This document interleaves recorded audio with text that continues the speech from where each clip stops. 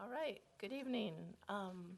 Welcome to the Zoning Design Review Board meeting for Tuesday, January 8th. I will call the meeting to order, and please bear with me with my voice. I'll lean in a little more. Can you all rise for the Pledge of Allegiance? I pledge allegiance To the flag of the United States of America and to the republic for which it stands, one nation, under God, indivisible, with liberty and justice for all.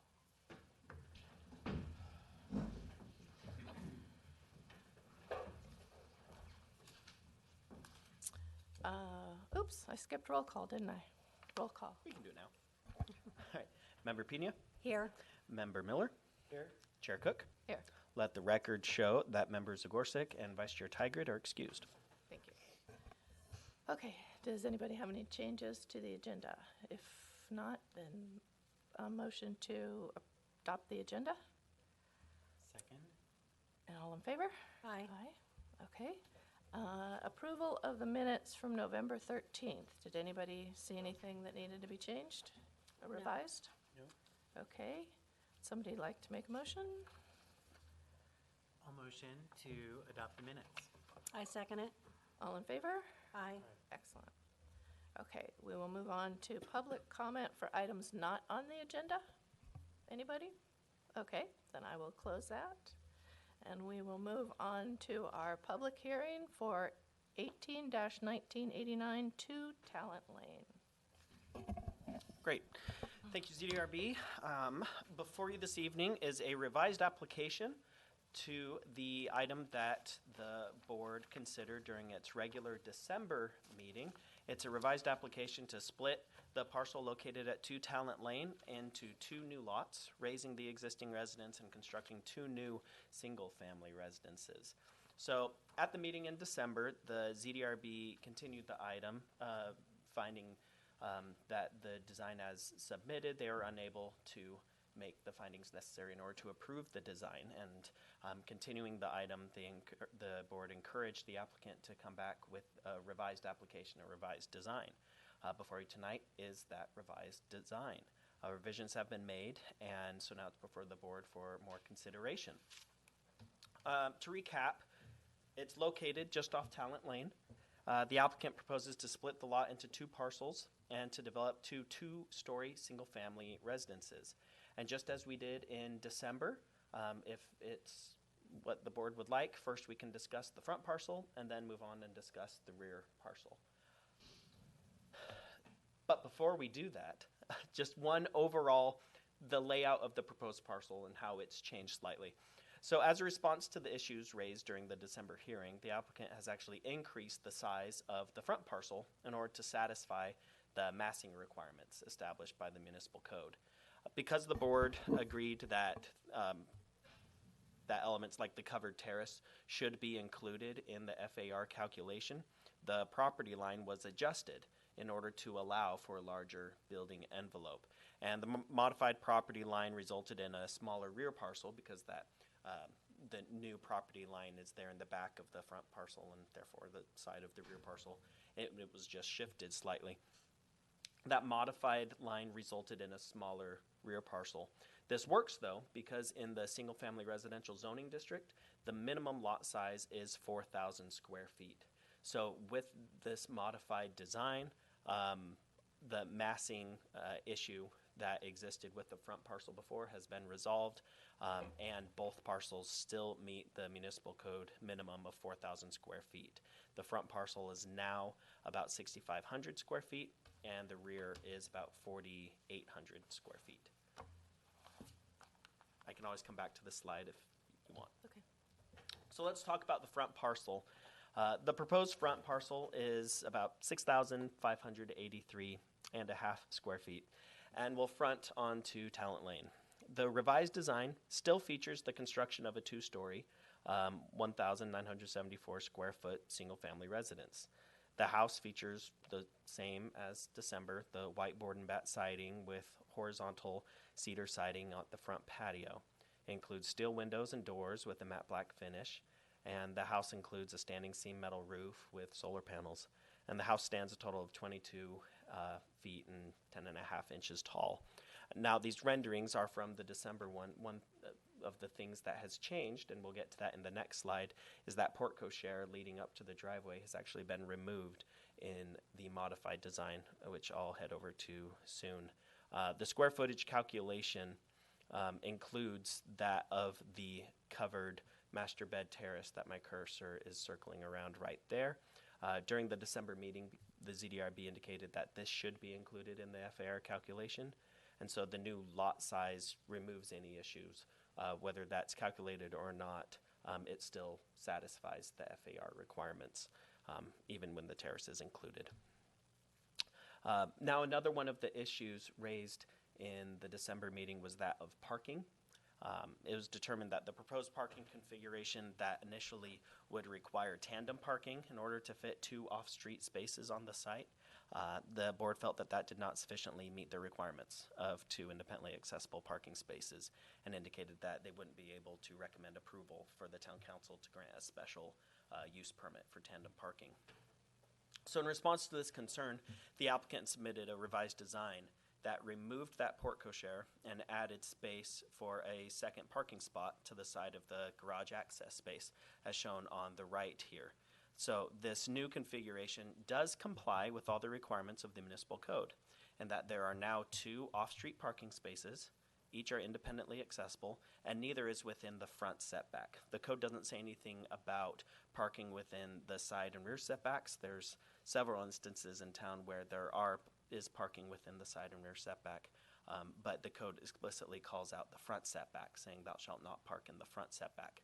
And here it is well outside that front setback, and both are independently accessible. So it's staff's opinion that this does meet all the requirements for parking.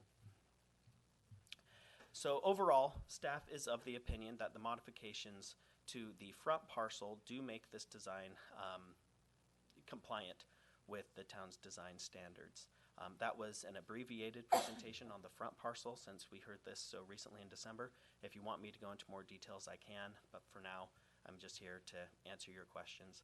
We did receive public comments on this item, but they primarily had to do with the rear parcel, and so I'll go into more detail on the public comments we received online earlier today once we talk about the rear parcel. Okay. Okay, does anybody have questions of staff? Stephen? Lynn? I don't. We don't allow equipment, mechanical equipment and air conditioners and spa pumps and things in the setback. For like a pool Yeah, equipment? That's correct, because they are stationary. They never move. Once the spa or pool equipment is put in, it's sitting there. And so that we like to keep outside of the 5-foot setback. but we do let people park in that 5-foot setback? Okay. As long as it's a side setback and not encroaching in a front setback. Okay. All right. Does the applicant want to come up and say anything on this project?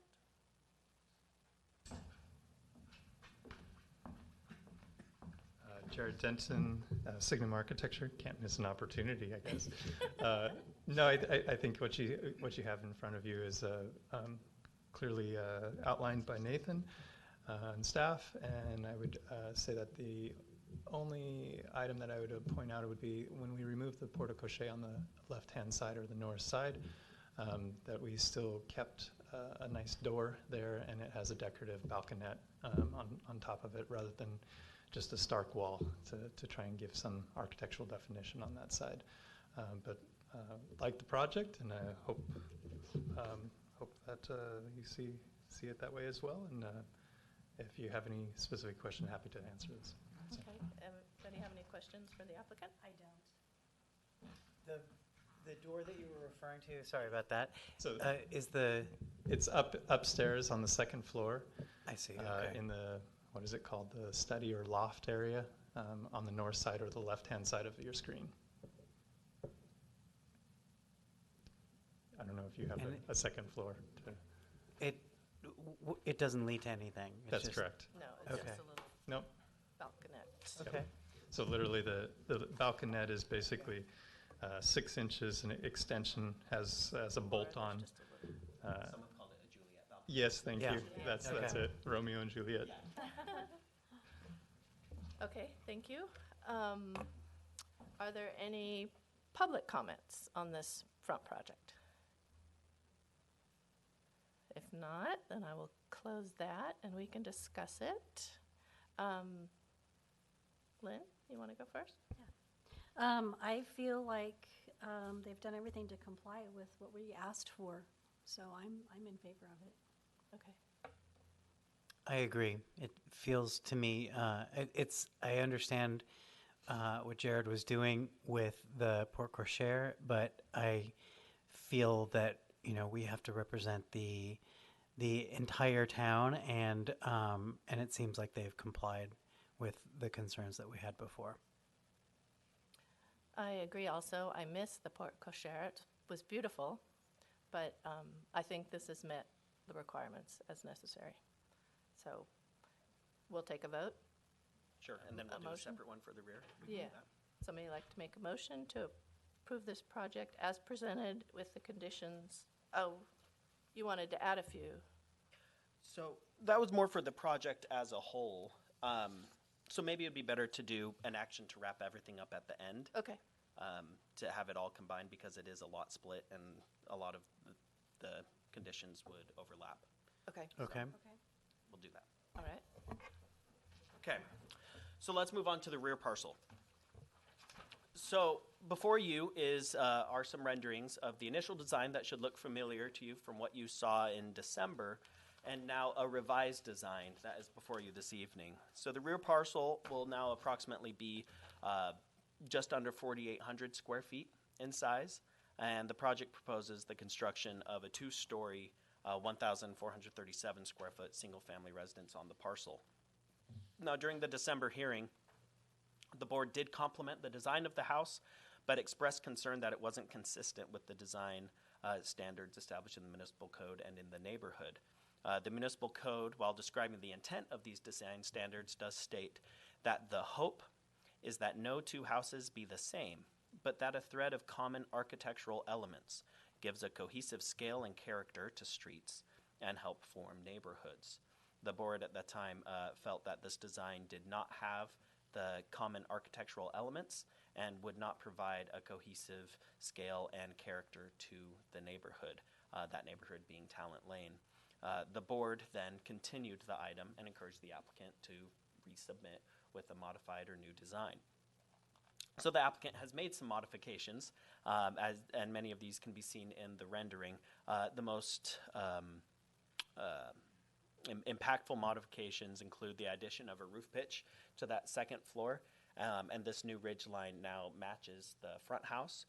Reduction of the overall length of the second floor by about 5 feet, a reduction of the overall square footage of the residence, and they also changed the orientation of the siding to be horizontal rather than vertical, and that was to be more consistent with what's more prevalent in the neighborhood with a horizontal siding. The applicant also made modifications to address massing. During the December meeting, members of the board expressed that there were 2 elements on this particular development proposal that should be included in the FAR calculation that would then make the proposed development inconsistent with the FAR standards. So the first floor patio that is located underneath the second floor, the board felt that it contributes to the perceived massing of the structure and should be included in the FAR calculation, and that's consistent with previous ZDRB decisions and precedent. A concern was also raised that the second floor terrace should also be included in the FAR calculation under the same reasoning. So the revised design shows modifications to each of these areas. First, the roof line, as my cursor shows here, the roof line over the terrace has been removed on the second floor terrace, and that is now an uncovered deck. And second, the concrete support wall and fireplace on the first floor patio have been replaced with a steel moment frame and circular cladding. And the cladding was installed to hide drain pipes and really reflects the intent of the applicant to eliminate the perceived massing. And this is more visible probably here in the rendering to see those 2 circular support structures there. Now, an argument can be made that the modifications do adequately address the issue by eliminating the roof on the second floor, trellis and terrace, and opening up the patio on the first floor. Because the fence height will be shorter than the proposed plate height of the first floor, then it's possible that any neighbors could see that open space below and say, okay, it doesn't contribute to massing. But an argument can also be made that the patio is still located underneath the second floor, and that this arrangement will still contribute to the overall perceived massing of the building. And this massing question, along with the overall design of the structure, is really up to the ZDRB to determine. Now, if the board does wish to grant approval of the design, because there are 3 of you, it does need to be unanimous. There's also conditions of approval that are before you tonight, and they're provided in the staff report and the agenda packet posted online. However, staff does recommend, in addition to those conditions, that the board consider 2 additional ones. One is a standard one that is included in all of ours for properties that are located on public streets, that the applicant would restore that public street to the current condition and repave any areas that might have been affected by any construction vehicles going in and out. Since that's a standard set for public streets, it usually doesn't need to be addressed as much, but because this is a private street, if the board wants to approve the design tonight, staff asks that they consider specifically calling that out, since this is a private street, still holding them to the same standard of repairing the street if they cause any damage during the construction. Second one would be regarding drainage. Prior to the issuance of a building permit, there's already one in there that talks about stormwater facilities as part of a landscape plan. In order to beef up that concern a little bit, the ZDRB could include a condition that says that the applicant shall prepare and submit a drainage plan for the development's frontage improvements with a connection to the existing storm drain, and to work with the town engineer to come up with a plan that satisfies the town's requirements in that sense. Both of these are usually addressed in everything, but it's just an extra way for the ZDRB to really make that clear, that that's the expectation, and particularly because it's a private road, it's important to be more specific on that.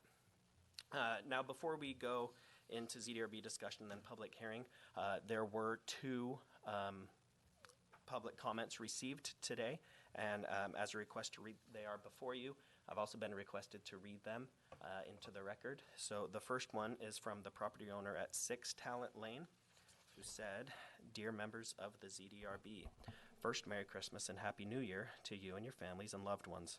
We are writing this second letter to reiterate our concerns regarding the proposed lot split and developments on the adjacent property on 2 Talent Lane. Subsequent to our initial letter noted in last hearing in December 2018, and after discussing the proposal with current neighbors on Talent Lane, we would like to state to all members of ZDRB that we are completely and unequivocally opposed to a 2-story home being built in the back. We feel that the spirit behind the 50% mandate is truly broken in this proposal if approved. We really hope that members of ZDRB agree with us. In our humble opinion, the 50% rule was not created so that one of the smaller lots on the lane be split in 2, and the subsequent 2 smallest lots of the lane would both have 2 2-story homes. We are not in downtown San Francisco or downtown Manhattan or even Manhattan Beach. We are in Yountville, California. We are on Talent Lane in Yountville, California. Talent Lane is one of the few streets in Yountville that still boasts larger lots, and we feel that approving this split and the 2 2-story homes will change the feel of the lane forever, and our cherished privacy will be invaded, much like every adjacent neighbor. Again, for something that seems to go against the spirit of the 50% rule. If not on paper, at least visually to the naked eye. We really hope that members of the ZDRB agree with us." He then leaves his email and phone number in order for you to contact him if he wishes.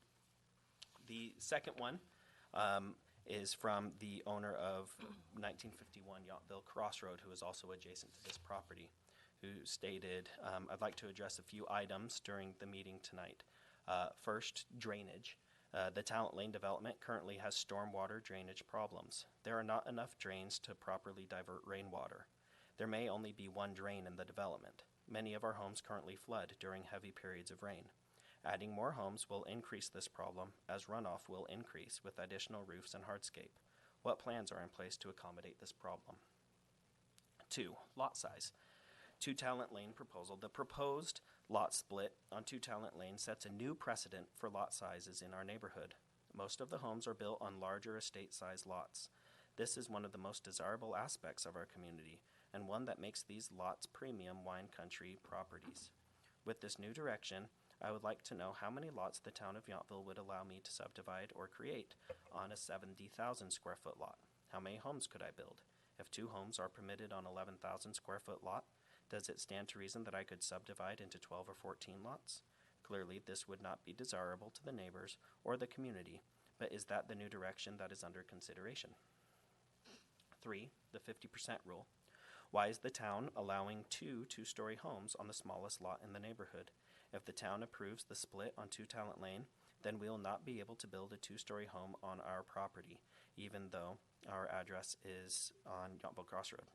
If this is approved, I would like the board to consider a rule change or an exemption of this 50% rule for our property. We would like this to be a condition of any pending approval. Then 4, privacy for homes on Talent Lane and 1951 Yountville Crossroad. As 2 two-story homes are being proposed, we would like to ask that the Millers provide some mutually agreeable mature trees or shrubbery that would provide needed privacy to our backyard. We do not wish to block their view or to take away from the enjoyment of the new homes, but we feel that some trees would be needed to provide privacy in our yard and in the yards of other neighbors. And they leave also some contact information there. So, with that, staff is here to answer any questions or to clarify anything if the board so wishes. Thanks. Okay, thank you, Nathan. Generally, we don't respond directly to letters, but I think clearly in this case there's a couple things that we can address. Drainage, we're adding a condition of approval. Yeah, so Address that. there's 2 conditions of approval there. According to municipal code, any time a development occurs, the developer is, even for substantial remodels, this condition exists, that a new landscape plan be submitted that shows some kind of stormwater facilities to plan for a 2-year flood. And that is usually covered in a bioswale or a rain garden of a certain size that is working with our town engineer to approve. So that is across the board, happens with every development. With this condition that staff has proposed to you this evening to be included, if approval is given tonight, it would go on top of that to make sure that the frontage is also taken care of, whether that be adding a curb or going into the existing drain inlet. The applicant would work with the town engineer to come up with something. Yeah, that makes sense, thank you. And privacy, a landscape plan will have to be approved before a building permit is issued, so that gets addressed. And then Nathan, could you make some comments about lot size and the 50% rule and the limitations that we are under in the town guidelines? Sure. So first, when it comes to lot size, the municipal code establishes that in the single-family residential zoning district, which this property is located, as well as all of its neighbors, that the minimum lot size shall be 4,000 square feet. So it stands to reason that if you have something greater than 8,000 square feet, it could potentially be split.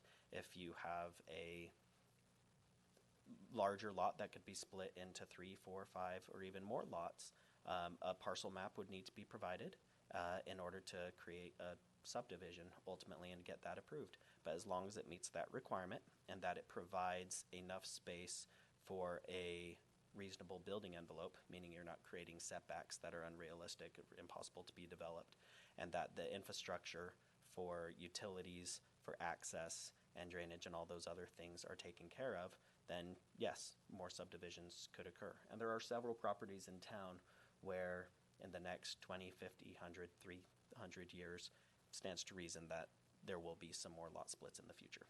Yeah, that's just unfortunately the way it's going. Those are the guidelines that we're under and what the code is. So there's no difference for any other neighborhood. Old Town has a 5,000 square Old foot. Town is the only zoning district where the only residential zoning district where the minimum lot size is 5,000 square feet rather than 4. And the decision isn't the ZDRB's anyway, it's the town council's. The town council has the ultimate decision-making authority when it comes to the creation of new property lines. Okay. Was that subdivision of existing larger parcels addressed in the master plan? In the housing element, In the housing it does talk about the potential of where could future housing occur. And the larger parcels are called out as, in the next 20 years, this might happen, just Okay. so it's recorded that it might happen. But there haven't been any other proposals or applications made or anything. And then the limitations of the 50% rule. Right. So the 50% rule in the municipal code states, I was going to paraphrase it, but I'm going to just read it word for word in order to stay safe that way.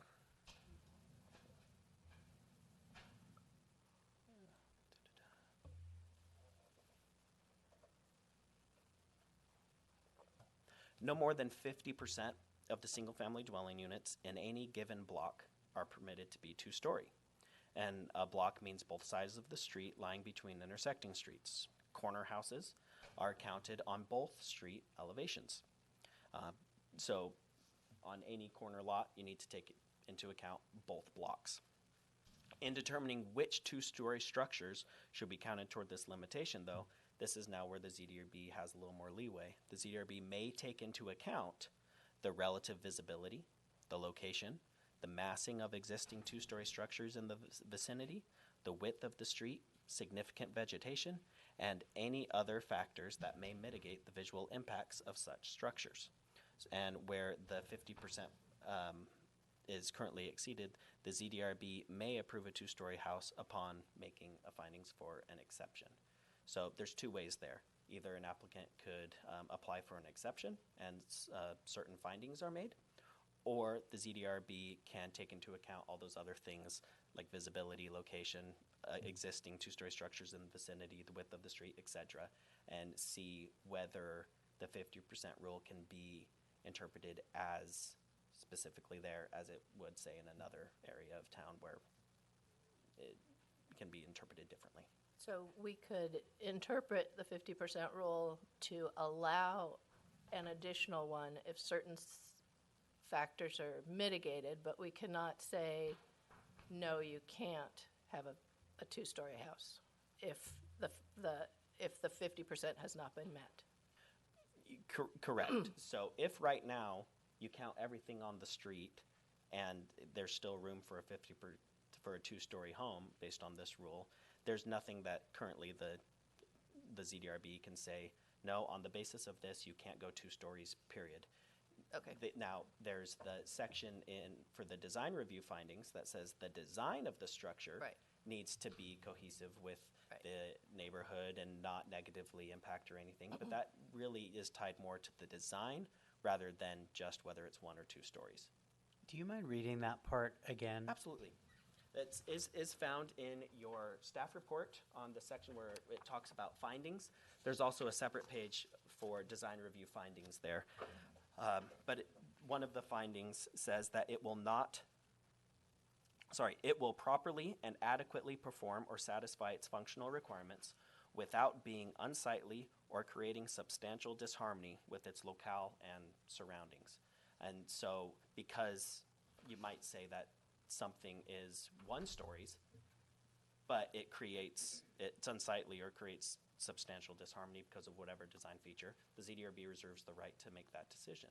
Likewise, something could be 2 stories and is fine with the 50% rule, but the design might create substantial disharmony with its locale or surroundings.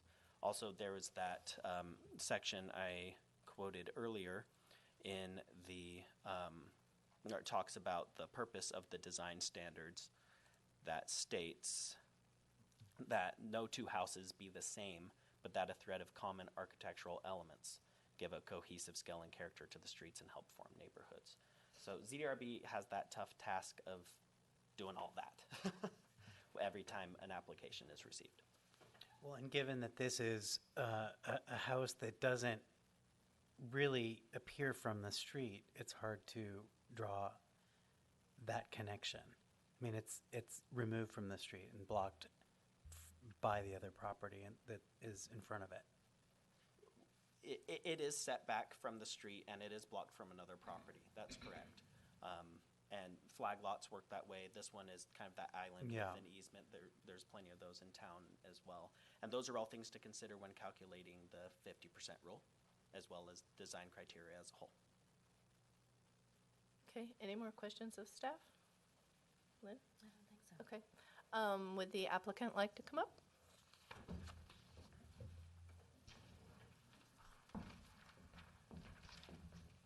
Thank you. Jared Denton, Signum Architecture. I'll touch on 3 points. The first one really quickly about the privacy and the drainage. So how the house has been conceived of and designed, there's been a lot of attention to privacy. I think I mentioned previously that the master bedroom upstairs, the sliding glass door, is approximately 36 feet away from the north property line, so well beyond the typical 20-foot setback. Initially, in the concept of this plan, we also altered what is considered the front and rear setback. So, actually, the south and the north, it was determined that was the best orientation. So it really gives the neighbors on the north and the south better than a 5-foot setback, which would have normally been if you turned it 90 degrees. As far as the drainage, just a brief comment is that when you look from a Google Earth shot, the way that this has been conceived of is really to maximize the open space. So there's a lot more landscapable area or opportunities. And so just the fact that how this has been conceived, we're actually doing a light footprint so we don't have to collect a lot of rainwater. I still grant you that there's still going to be some drainage swales and collectors and stuff, but we'll probably have far less than if it was a one-story. Moving on to some of the highlights as far as what has changed on this. We heard a lot of great feedback the last time in December. And so, yes, the lot size has been reduced. The second floor has been reduced by 5 foot 3 inches in overall length. So that length was taken away from the front parcel. So it was on the west side of the second story that was brought back. Previously, you saw both an A and a B for a 2-bedroom and a 3-bedroom option. The 3-bedroom doesn't work anymore with a reduced square footage.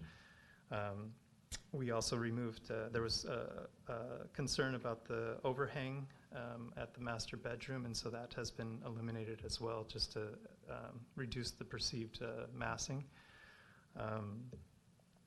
Altered the flat roof, so now you have a 3 and 12 roof pitch, compatible roofing material as the front parcel, which would be a standing seam metal roof in more of the dark gray tones. And then there's the rendering was an attempt to give a little bit more context. There is a very significant tree. It's 22 inches in diameter at the tree trunk, a live oak. The house has been designed so that the kitchen notches around the drip line of the tree. The tree is approximately 30 foot tall. And in the rendering, I tried as best as I could to get it accurately, but it actually screens the home a little bit more when you look at the site plan. Basically, the reference point is if you take that southwest corner of the kitchen, that is approximately the center point of that tree. So when you look at the canopy in the context, at least from the south view or the front elevation, the tree is going to be about it's 30 feet. The main residence is 22 approximately. So the other materials, I didn't quite feel that there was a warm reception to the Shishukiban black charred wood, even though it's a great fire protection. So I'm looking to draw in the western cedar siding, which has also been used at the entry of the front residence. And even though I was very concerned about trying to keep the vertical siding pattern going on the rear parcel to be compatible with the front, when you look at the Talent Lane, the majority of the residents do have horizontal siding, so I felt like that was better in tune to connect with the neighborhood, so we turned the orientation of those siding. And as in regards to the massing, I think this is, yeah, probably the most important part. So as far as the massing, you know, we've accomplished a little bit by reducing the overall length, but really the focus on this was about trying to conceive more like what the definition of a porch is, open on 3 sides. And so when you look at the 2 supporting columns on the right-hand side, you know, you visually can see through underneath of that structure far better than having so the concrete and the outdoor fireplace was removed in the image on the right. And I felt we needed to go another step here to kind of show you what it would look like if we took the lower level massing, that living room and kitchen, and rotated it 90 degrees to stack underneath of the upper. And so I prepared an alternate rendering, which was not included in your packet. This was recently finalized here. But if we were to conceive of an alternate option where we rotated the lower level 90 degrees, and still had a front entry door, window to a living room, and the image on the right would be somewhat reminiscent of what that massing would look like. So I think it's a far more interesting architectural interplay with the 2 massings being interlocked as opposed to being stacked on vertically. But that's for you to decide and give input on. So I'm welcome to kind of hear what your thoughts are on that. And then there's just a quick reference, you know, just going around town here. We have a tremendous amount of variety, everything from, say, a Victorian style home. That image on the top middle, diagonal from that street is more of a Spanish colonial with a red tile roofs, stone. We have Bartizono, we have more of a farmhouse, and then, of course, some of the new introductions into the Yountville vocabulary, where it's French Laundry. We have some of the Maison Fleurie with the brick and mortar. So a lot of variety, but I did feel like the introduction of the cedar, and more of a warm tone, horizontal. There are some structures that do have some of the cedar used in those elevations. So I thought that was kind of grounding it more on that Yountville style. So. Okay, does anybody have any questions of the applicant?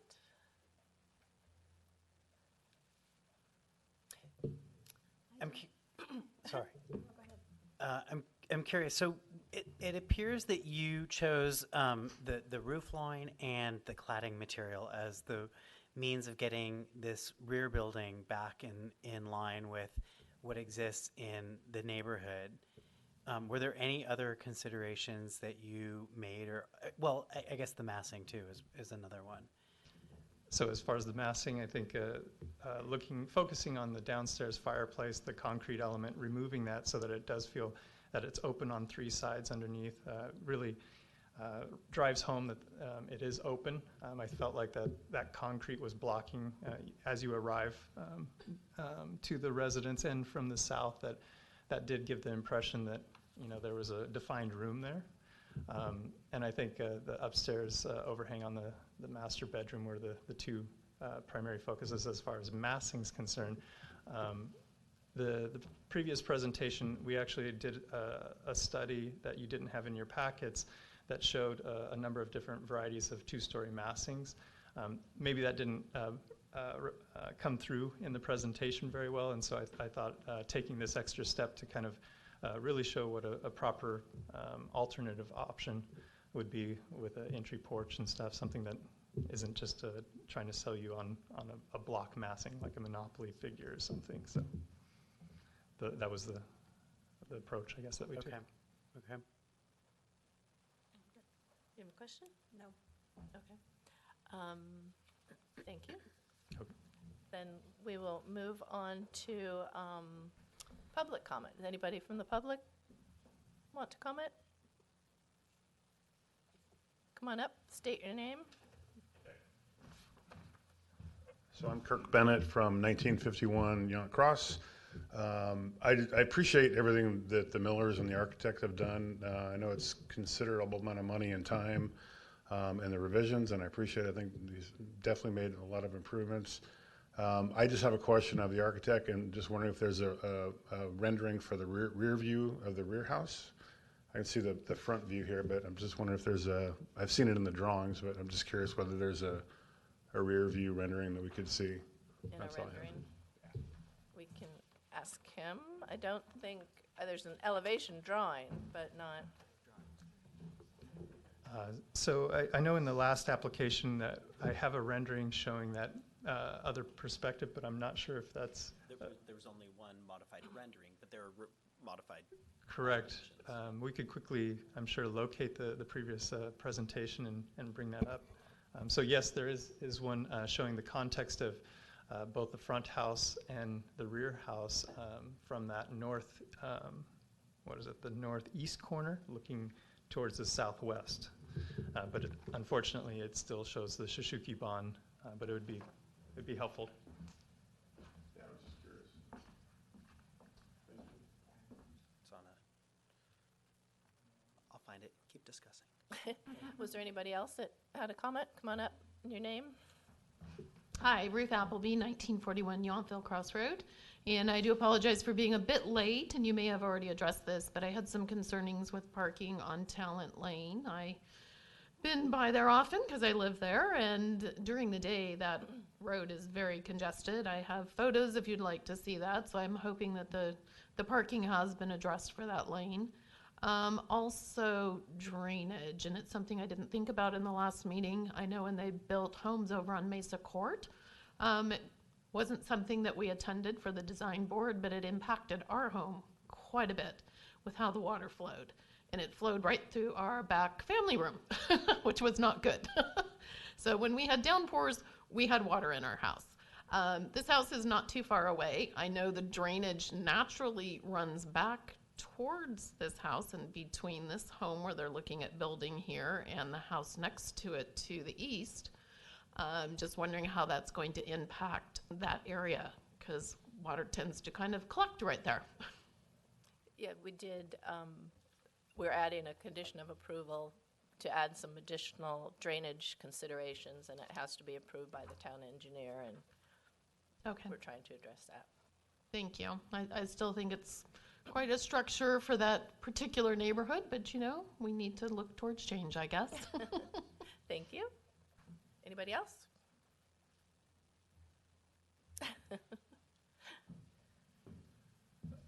Pat Appleby, 1941 Norfolk Crossroad. And I guess the biggest concern we have, and probably all of us, is the 2 stories back there in such a small place. And it's literally going to look right over my yard, right over Marcel to the left and Kirk.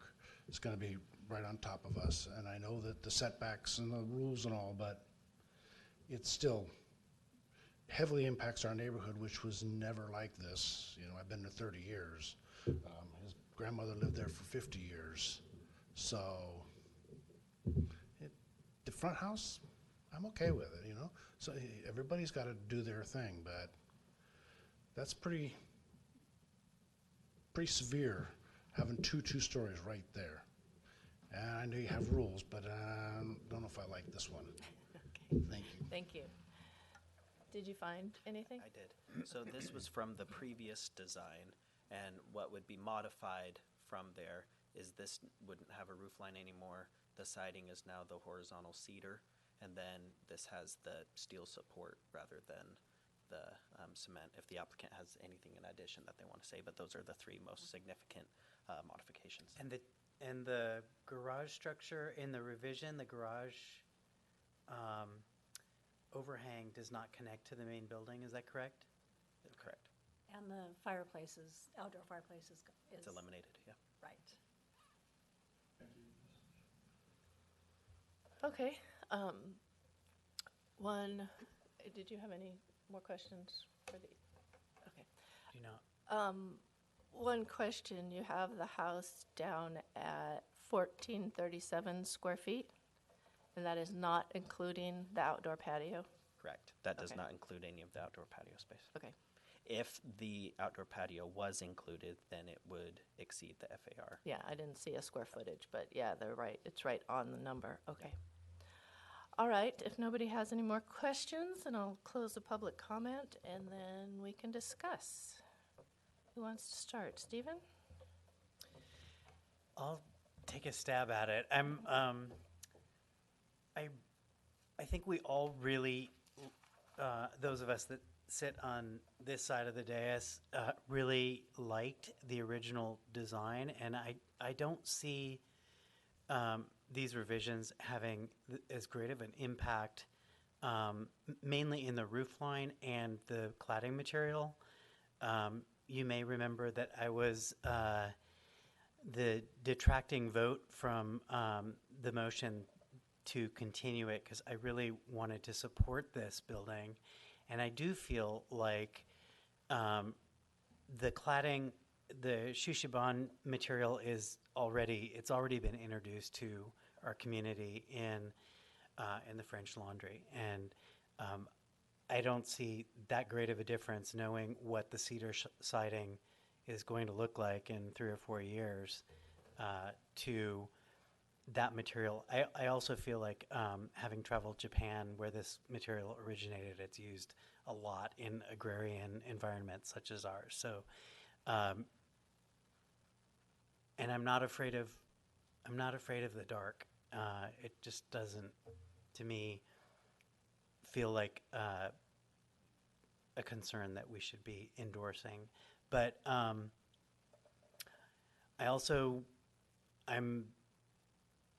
disappointed that we're having to look at the massing the way that we are, because I feel like what we've done is we've made the interior spaces now much more approachable to the view of a car in the driveway, whereas it was somewhat hidden before. I feel like we're moving in a direction that is less appealing by my standards, and I really would have supported the original building. And I know that we've got the concerns of what's in the books and precedent and all of that to be considering, but I feel like our role is not to move things towards dumbing them down or making them less appealing. Okay. Lynn? I always liked the original design as well.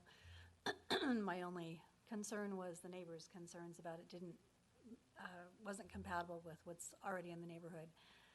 I appreciate what Jared and the owners have done as far as trying to make it more compatible.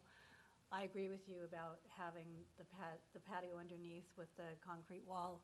I think that really does separate it out. This looks very disjointed to me. And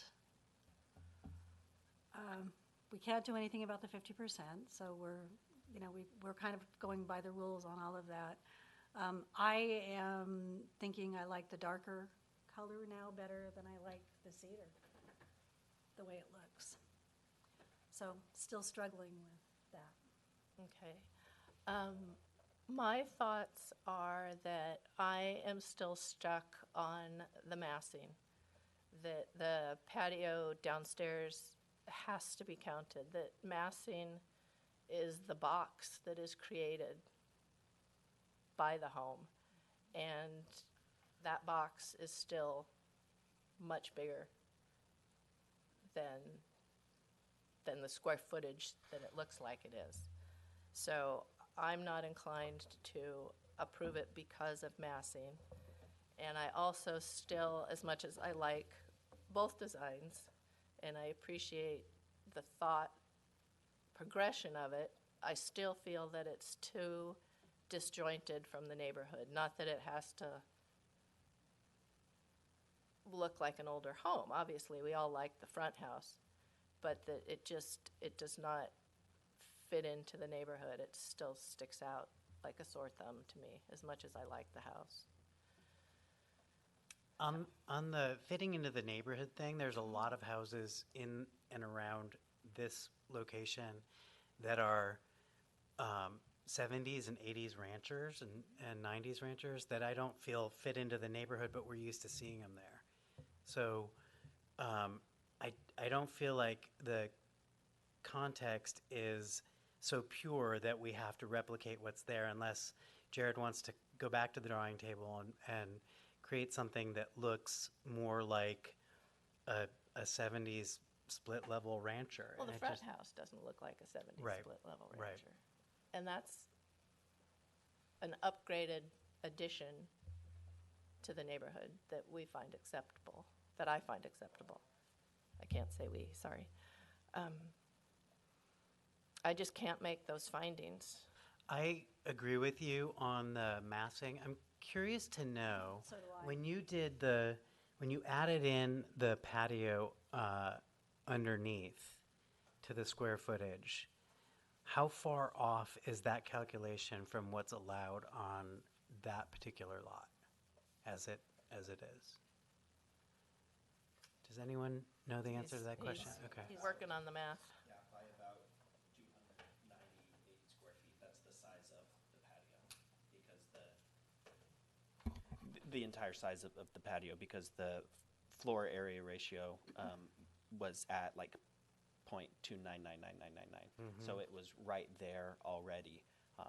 And so whatever the size of the patio is here, it's indicated as 298. That's how far over it would be, approximately. And the ridgeline is, Jared, this is a question for you that I think may not have been brought up, but the ridgeline on that second house, the rear structure, is an asymmetrical ridgeline. It's a continuous ridgeline, so you'd have individual unique trusses going down every 24 inches on center. But it's offset at the front and rear, which makes it So it's a square box and common continuous ridge, and it's just tilted 5 degrees. So what you get is you see a slight fascia tilt, yeah. ever so slight. Okay. When I read through the findings that we have to make to approve the design, one is that it will properly and adequately perform or satisfy its functional requirements without being unsightly or creating substantial disharmony with its locale and surroundings. And it's obviously not unsightly, but I find disharmony with its locale and surroundings. And it's putting a very big, I know it technically, well, yes, technically, it's putting too big of a house on too small of a lot, because they're trying to squeeze in almost 300 extra square feet with that patio to me. So that's my thought. Anybody have any more? I agree with the massing. I don't think that the original design nor the revision is unsightly. I think it's what makes it beyond what I think can be accepted at this point is the massing, which I agree does need to include that space underneath. I agree with that. Okay, so it sounded like, basing on the massing, that we're not going to approve the second one. Do we need to give any more guidelines design-wise to the applicant, do you think? I don't feel like I need to. No, like both designs, and I think you've really gone the extra mile in the second design to make it more compatible, and you're on the right direction, I feel, with it. So one thing I would recommend that the board do if they're making a decision not to approve it is, rather than denying it, is to offer some guidance to the applicant, whether it's specific design things that could be changed, or if you're expecting to see a completely different design. Whatever it is, I think some specific direction is valuable, and then continuing the item to allow the applicant to work on whatever revisions are needed. Okay.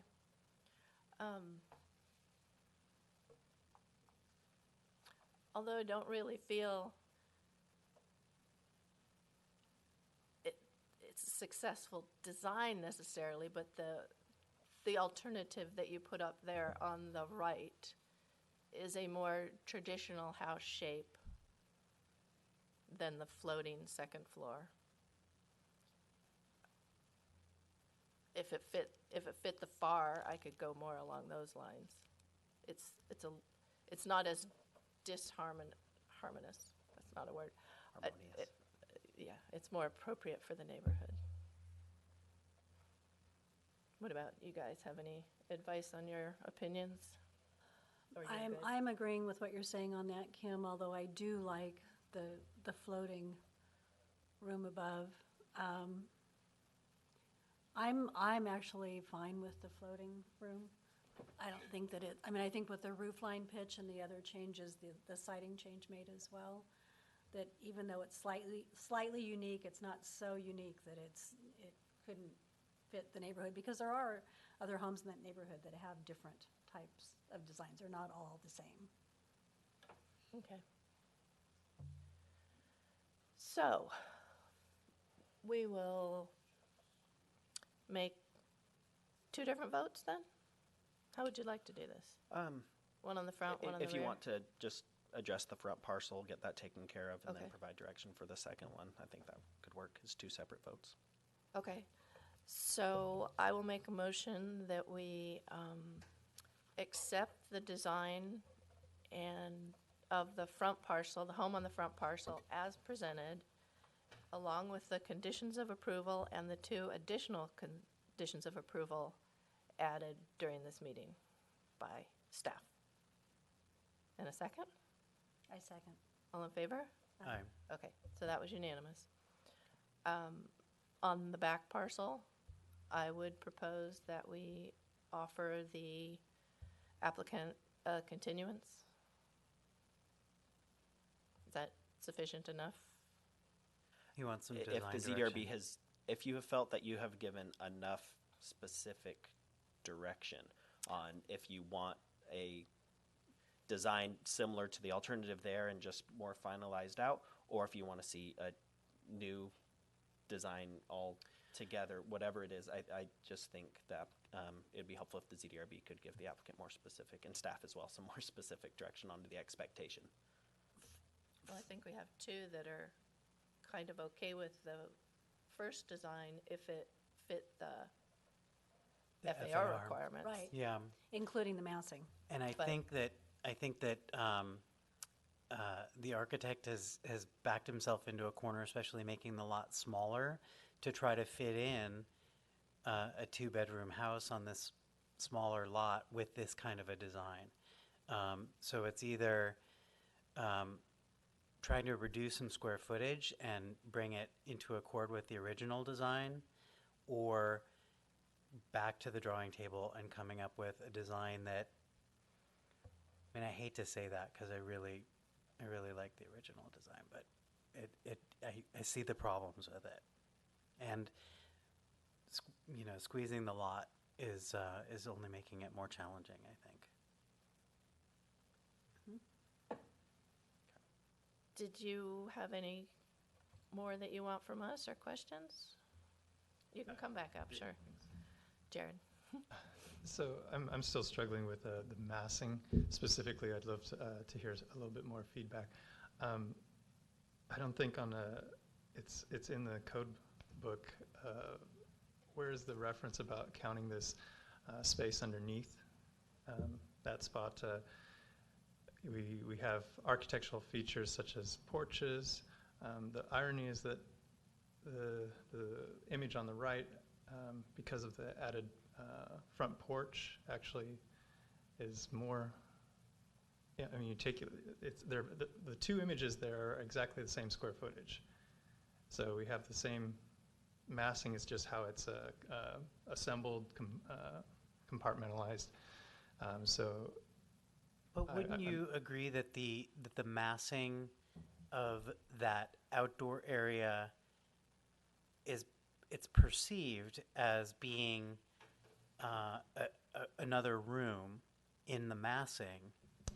I absolutely agree with The that. perception of it. With the concrete, because that was only open on two sides. I guess I would counter and would a front porch be considered adding to the massing? Because if, again, you have two columns, a beam across, that's similar because we have it open on three sides. So I'm actually seeking just a little bit more definition maybe from the code as far as where that interpretation. Is that okay? Applicant, It's your it's in meeting the- if you want me yeah, to sure. respond to that first. Well, we're trying to work this out. Yeah, for sure. So my name's Ken Miller, the owner of Two Talent Lane. Appreciate all the work that's gone on. I guess just to back or to support what Jared just talked about, what's super frustrating is that this almost sounds like it's a gut opinion. Like, well, we think that it should be counted as square footage, but you're not really citing any code. And it's almost like, the neighbors here that are saying, well, we don't like the fact that there are, two-story houses on this lot, but you're saying, well, there's a specific rule that we have to follow. We appreciate your opinion. You're not citing anything specific for us to go off of. So in terms of like the direction that Nathan was speaking about, like you're saying, well, it just looks like it should count, so we're going to count it. Where is the specific code or guidelines? There's a brand new house that was built within the last 6 months on Washington Street, kind of near the Restoration Hardware Project on the other side of the street. That home has decks and porches and balconies all over. The lot is 4,700 or 4,800 square feet. The house is 1,200 square feet, whatever it is, but there are decks off the master bedroom. There's a huge porch down below. So where was the opinion of everyone at that time that square footage should be counted? So we just need some very specific direction other than that just doesn't, it seems like it should be counted. I mean, we tore out the fireplace. I thought that was in response to the feedback that we received last time. Now we're coming back and we're hearing the exact same thing. So, I mean, that's the frustration, is there isn't any specific guidance being given, and you're not citing anything specific from a code, near as I can tell, that to justify your opinion about whether or not the square footage should be counted. Okay, thank you. In the December staff report, section 17.10.020 of the municipal code was cited that said that interior portions of buildings with a minimum of 100 square feet of open area and 16 feet or more of clear open area from the floor to ceiling shall be regarded as assumed second floor and shall be included in the floor area for the purpose of calculating FAR. The ZDRB has taken that and used the same spirit for precedent from previous projects, including Handwritten, Stewart Cellars, even the Winkleman property, I believe, where if there is a deck or patio that is within the roof line of the building, to make it is included as that perceived massing, just as it's stated here on the section 1710.020, talking about how it works for a really large ceiling.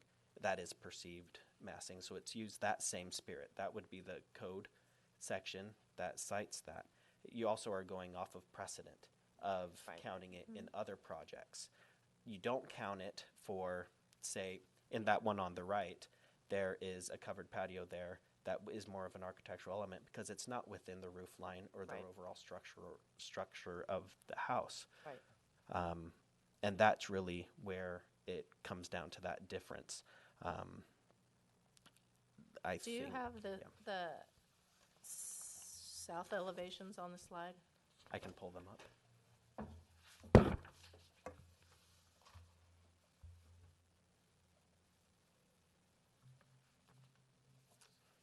It's the front and the rear house.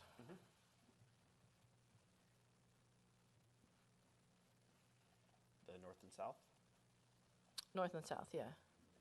The upper one, the south elevation, where you see the massing of the front house, because you're looking at the roof line, the top of the roof line down. That creates the massing.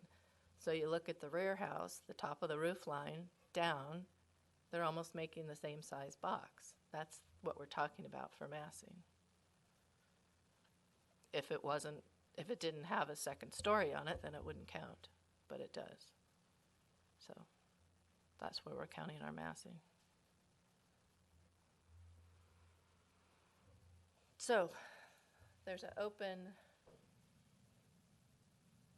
motion to put a continuance on the rear property design, asking it to come back with the proper square footage, FAR, massing, Knowing that if, combination design. and knowing that if a patio like that is incorporated Right. into the final design, it should be included in the FAR calculation. Anybody want to second that? I second it. All in favor? Aye. Okay, there we go. Thank you. I think that's all we have on our agenda, right? Not even any staff reports or Yeah. anything, huh? If you want, I'll give you just a quick update on our general plan. Okay.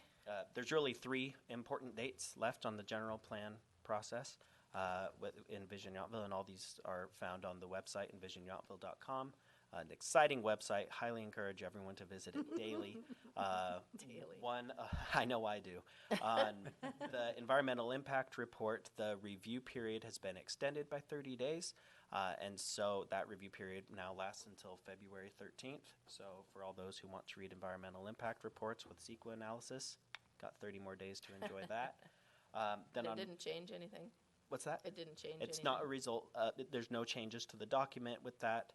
And it doesn't affect the overall expected timeline. The ZDRB will consider the newest edition of the general plan after the comments received from the council, from the public, from all the boards and commissions. So there's still some public, Yes, there's more Feedback public time? hearings. Okay. On March 12th, the ZDRB, during their regular meeting, will take a look at the proposed final draft of the general plan. So that's going to be on March 12th. And then we're tentatively planning for April 2nd to have the town council look at it and give the final adoption. So those are 3 important dates to look forward to, particularly as this board is highly involved in the general plan process. Great. That's really my only update for you. Okay, thanks. Then I will I can make make a it up a motion. few more if you need me to. No, it's okay. Okay. I will make a motion to adjourn the meeting. I second it. All in favor? aye. Thank you. Meeting's adjourned.